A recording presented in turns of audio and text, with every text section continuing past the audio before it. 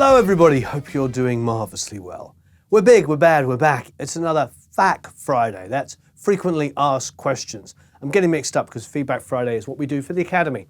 Anyway, as ever, please subscribe somewhere down there or here. Hit that notification bell and you'll be notified when we have another video up. Of course, you can go to Produce Like a Pro and you can sign up for the email list and get a whole bunch of free goodies. Drum samples, free sessions, videos, all kinds of fun stuff. All right, we have a whole bunch of questions here to answer on FAQ Friday. Let's start with this. When should I stop editing and start mixing? That's a great question. I have multiple answers to this. Why is that? Well, first of all, when I'm recording, if I need to make edits, you know, one of the guitar lines is slightly behind, I might want to just push it forward, or something's too forward, I might want to lay it back. I'm sort of doing that as I go. There's very few albums I do ever where I wait to edit till the end. So if it's me mixing my own material, if there's any editing needed to be done, it's usually done before I mix. However, if you've been watching my live streaming, you'll notice the mixes we've been doing live streaming. I'm doing quick edits as we go because I'm sitting there and cleaning it up a little bit, maybe making the signal a little brighter. And what happens when things get a little bit brighter? Well, transients get more pronounced. Snaps on snare drums, hand claps, you know, acoustic guitars all become more pronounced. And so what happens is you get a more apparent flamming between things. So you start to get a little bit more focused in on the editing. So my second answer would be really, I'll edit as I mix as well, because things will become a little bit more evident. Twofold answer. I'm always editing as I'm recording, and then I may do additional editing as needed during a mix. But if you've been handed something that is a bleeding mess to mix, and trust me, as Ryan Huart was talking about when we were in Nashville, that's quite often, and I'm doing an album at the moment, which is, it is a production disaster of work. And I'm doing so much stuff to edit it to make it usable before I can mix. We've all been in that situation and you will continue to be in it. It's just the way it works. And in that instance, it's tough. I identify major issues and I go in there and fix them. If it's drum editing that needs to be done, if it's putting in fades and stuff, there's certain things that I know have to be done before I can mix. But it really just comes down to, is it an audible problem? You should be editing with your ears and not with your eyes. If you're literally looking at a song and saying, I have to have everything on the grid, then you will be editing forever, trying to make everything perfectly tight.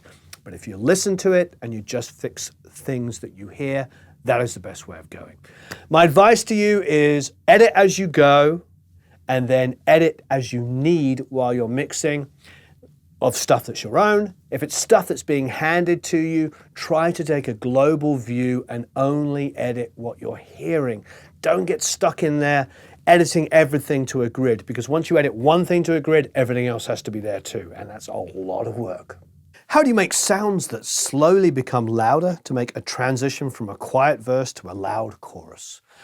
Well, there's lots of great ways of doing this. One of the most obvious ways is to take a reverse of a chord. It can be a strummed electric, strummed acoustic, a piano chord. And what we do is reverse it. So you can have that, let's just say the chorus starts on an A major. Pass me your guitar, please, young Andrew. So let's just say the chorus is, you know, a good old-fashioned.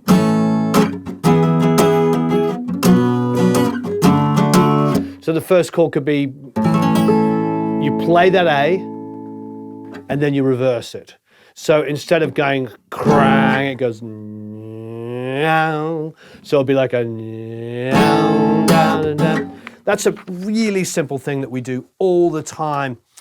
My favorite band, Queen, you may have heard that, did it a lot. They did it on Play the Game, they did it on Death on Two Legs, lots and lots of bands have done it. And also what you can do is take a cymbal hit, a hit and reverse that, so along with a piano chord, with an acoustic chord. Those are very, very simple ways to build tension and to exaggerate downbeats. So they come up and when they hit the highest point of volume, they will then, velocity, highest velocity, then you'll hit the downbeat chord of your chorus. It's just a simple way of doing it. Otherwise, you could do simple volume rides of something, so it's like a build. Quite often what happens with electric guitars, for instance, they are ultra compressed. They've been compressed going in, they're compressed in a mix. They might have this build, but they get lost with so much compression. So you sit there and draw in automation to make that build more exaggerated. So going and it gets louder. Lots of things you can do, but reversing is a quick and easy, simple way of doing things. Play the acoustic guitar chord, play the electric guitar chord, play a piano chord, and flip it, reverse it. So it builds up to the transient. And then, of course, the next transient is the downbeat chord of the chorus. Do you still do lifetime memberships? I assume you mean for the Academy. Yes, of course. We usually just put them on specific sales. We have people that have been in now for a couple of years since we started, and they've asked for lifetime memberships. But if you do want one, you can, of course, email matt@producelikeapro.com. That's matt@producelikeapro.com and ask about a lifetime membership. How do you behave with the grid and editing? Must it all be to the grid, or is it better to leave everything free? That's a great question. Really good question. I do use the grid. It doesn't mean that I edit to the grid. What does that mean? Well, basically, if I've got a drum track which is pushing and pulling, of course, if it's cut to a click track, there's going to be a kick and a snare, and there's going to be a grid line, and you're going to see that's behind or ahead. So it's either going to be earlier than the click, or it's going to be after the click. Either of these can be actually quite fine. There's nothing better than a really deep pocket of a kick pretty nicely on the click, but a snare just a little bit late, just a bit afterwards. So it's like dong, ga, dong, ga. It's that lazy snare. Gives you some, kind of bottom, kind of ra-da-da-da-da-da, big depth and, beautiful. There's nothing better than lazy drum grooves when done properly. There's some drummers that specialize in incredibly late grooves. And of course, Questlove is really famous for that. And if you've listened to any of the kind of Root stuff, it's like a really deliberate kind of like messy late groove. And I love it. And so do many other people. Now, how would you do that in a grid? Well, the thing is you can choose where your cut point is. Hopefully this will translate in a discussion. So let's just say I've got a bar split all nicely, into eighth notes, for instance. Nice gridded bar. And my first kick fits nicely on the downbeat. My snare is also nicely on that next downbeat. The problem is I don't want it to be. So I'll cut just in front of it. And then when I snap it to the grid, it actually lands with the transient being late. So the transient is now going to fall after that grid point. So that's where your grid can be your friend, because you're editing using it in relation. So I might find out that the snare sounds really kind of nice if it's just a couple of milliseconds after where the click hits. So that's where the grid can be really, really useful to you. You can use it to decide how you want to push and pull things back. So what I'm doing, just once again, is I'm cutting in front of the transient. If here's the transient, here on the front of my snare drum, I'm cutting to this side of it. So instead of this transient hitting on the grid, this cut does. So what does it do? It lays the snare back. So the grid can be your friend. It doesn't have to be something that's absolutely perfect. So the drums are like do-dat, do-dat, do-dat, do-dat, do-dat. You don't have to do that. You can lay snares back. You can push snares forward. You can do whatever you like. You can make the hi-hat push and pull around it. So it's like ah-za-za, ah-da-da. It just creates a gentle groove. It can be late and early, late and early. It's a nice kind of feel.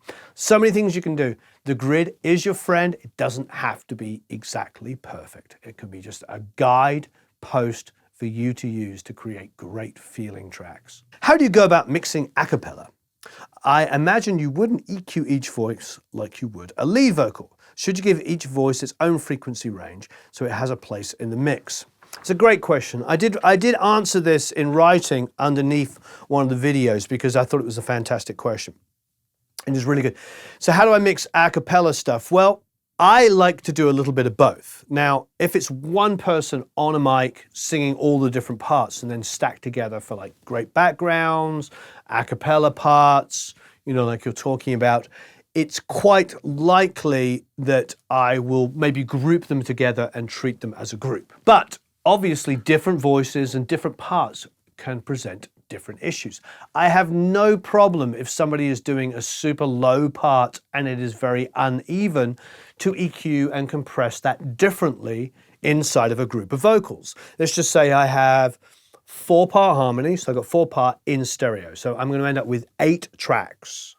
I might go left, right, left, right, left, right, left, right. 4 stereo parts. Let's just say those low ones get a little boomy at times and then disappear at others. I might want to compress them a little heavier, just so they're a little bit more even. I might want to use a multiband if that low note isn't really always predominant. I might want to compress the lows and then turn them up so they're very even without affecting the rest of the frequencies. Then I might take all of those vocals and then sub them together into one stereo and then EQ and compress them again. So there's no one answer. The answer really depends on, are the vocals well recorded? Do they sound good individually? If they do sound good individually, I can probably get away with just grouping them all together to a stereo bus. However, light compression on all of them, then bust to a stereo bus with another set of compression EQ as well, will probably give you the best results. And then I'll probably take that stereo bus and send that stereo group to another stereo group which has, you know, reverbs and delays on it. But typically the answer really is in the recording. If they're very uneven individually, then I'll probably treat them individually before bussing them. If they're fairly even and they're one person's voice, I might just get away with bussing them all together and EQing them and compressing them together that way. There's no one size fits all in any answer really. You just have to have a multitude of ways to solve a problem. And if you know 15 different ways to solve a problem, you'll choose the best possible solution for that song, for that particular part. Do you have any recommendations as to which headphones would be good for mixing? Closed versus open, impedance, brand, make, etc. Wow, loaded question. Just sitting around here, Blue headphones, Biodynamics. We have the DT1990s. We all know and love them here. We have the Blue Lolas, which we use every day. I've got Extreme Isolation headphones. I've got actually more Bayers. Of course, I've got the Focals, which are phenomenal. It's now with the SonarWorks 4, you know, most headphones are usable. If they've got them listed in the SonarWorks, they can flatten them out considerably so you're not fighting a losing battle trying to understand your headphones. I mean, that makes it a lot easier. But I really like the Blues. We're using them every day. The DT1990s are phenomenal and the Focals are amazing. The Extreme Isolation are fantastic for tracking vocals and acoustic guitars. I wouldn't mix on them. However, we did try it with the SonarWorks the other day in that live stream and we got them pretty flat sounding and pretty accurate sounding. So there's many options. You can get away with a ton of different headphones. I will say on the cheap side, the $100 and below, lots of my friends highly recommend, and people that follow me and follow us, part of our community, keep talking about Audio-Technica in that, especially in that sort of like $80 and less. So it really comes down to budget. As far as open back, traditionally people feel like open back headphones sound better for mixing. That has been what I've been told. And yes, the most expensive headphones I have are open back. You can hear them bleeding into the room. So they're not good for singing vocals and stuff like that, but they are specifically designed for mixing. So I think the actual belief is to use open back for mixing. However, I've got headphones that we've mixed on that are about $200 that aren't open back. But I think it all just comes down to budget. What can you afford? Get the best possible thing you can afford. Because even though the SonarWorks is a miracle worker and it will take my Extreme Isolation headphones and make them sound great, it can't add things that aren't there. If the drivers are tiny and they can't reproduce super lows, You can boost as much as you like down there. They are not going to be reproduced. So bear in mind, you want to get a decent pair of headphones at a range that works for you. It'd be really nice if all of you want to like give us an idea of what headphones you use down below. So please, let us know what you use, and do you like open backed or closed backed, and what are you using, and do you feel happy with the results that you get? Could you explain how to handle mixing songs that have different tempos throughout, and perhaps how you manage tempo transitions?